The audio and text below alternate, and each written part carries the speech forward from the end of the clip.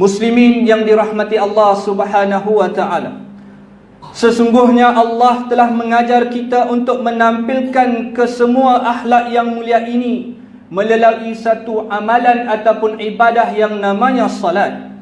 Apabila kita faham akan hakikat salat yang kita dirikan, ianya mampu memupuk dan membentuk diri seorang Muslim untuk menunjukkan akhlak yang mulia melalui petuturannya, melalui tingkah lakunya, melalui pemakaiannya. Maka bermula ia daripada niat sehinggalah ia memberi salam. Salat yang diperintahkan oleh Allah telah mencakupi keseluruhan cara hidup seorang mukmin. Sebagai contoh, dalam akhlak petuturan, bacaan salat yang dibaca dengan khusyuk dan sempurna telah mengajar kita sebenarnya untuk bertutur dengan baik apabila berada di luar salat.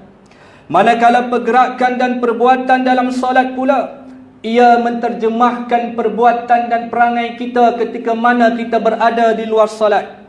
Kita juga wajib menampilkan perbuatan dan tingkah laku yang baik, apatah lagi jika ianya dilakukan secara berjemaah, yang menunjukkan kepentingan hormat menghormati dan berlaku ketaatan dalam masyarakat. Begitu juga salat yang didirikan, ianya memberikan mesej yang jelas bahawa penampilan bagi lelaki dan perempuan adalah berbeza-beza, dan masing-masing mempunyai bahagian aurat yang wajib untuk mereka tutup, sekaligus menunjukkan bahawa maruah dan kehormatan diri adalah sangat penting dalam agama kita. Tuntasnya, akhlak yang mulia adalah merupakan cerminan daripada salat yang sempurna. Hadis sahih daripada Abu Darda radhiyallahu anhu bahawa baginda yang mulia Nabi Muhammad sallallahu alaihi wasallam bersabda, "Ma syai'un asqalu fi mizanil mu'min yaumal qiyamah min khuluqi hasan." Kata Nabi, tidak ada sesuatu pun yang lebih berat dalam timbangan amalan seorang mukmin pada hari kiamat daripada akhlak yang mulia. Hadis riwayat At-Tirmizi. Muslimin yang dirahmati Allah sekalian, salat yang sempurna adalah merupakan tonggak utama dalam mencorakkan kepribadian diri seorang Muslim agar keimanan dan ketakwaan dapat kita raih. Bukan hanya penampilan yang baik dan sempurna semasa salat, bahkan juga di luar salat pun kita mesti berkelakuan yang sama. Kita wajib berpenampilan yang baik seperti mana kita dalam salat. Dengan arti kata lain, apabila seorang dapat didirikan salat dengan sempurna dan dia faham akan salat yang dia dirikan, maka di luar salat pun ia akan membawa imej kesempurnaan di dalam hidup keseluruhannya manusia itu. Oleh kerana itulah, sahabat Nabi Sayyidina Umar bin Khattab sangat mementingkan ibadah salat kepada pegawai-pegawainya dengan mengatakan, "Inna ahamma umurikum indis salah, man hafizaha wa hafaza 'alaiha faqad hafiza dinahu wa man dayya'aha fahuwa lima siwaha adya'u." Kata Sayyidina Umar, sesungguhnya yang paling penting dalam urusan kalian adalah salat.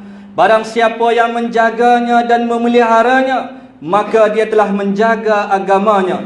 Barang siapa yang mensia-siakannya, maka amalan yang lainnya akan terabai. Kerana itulah tuan-tuan, pada hari yang Allah sebut tiada naungan melainkan daripada naungan Allah Subhanahu wa ta'ala, ketika itu tidak ada lagi ibadah yang namanya baca Al-Quran, tidak lagi ada ibadah yang namanya membasahkan lidah mengingati Allah, tidak lagi ada ibadah yang kita sebut sebagai salat. Buat baik kepada ayah dan ibu, buat baik kepada orang yang tua, mengasihi kanak-kanak, kerana ianya hanya boleh dilakukan ketika mana kita berada di alam dunia ini. Hadirin yang dikasihi Allah sekalian, mengakhiri khutbah pada hari ini, khatib menyeru dan mengajak seluruh umat Islam supaya mereka menghayati beberapa pengajaran di antaranya.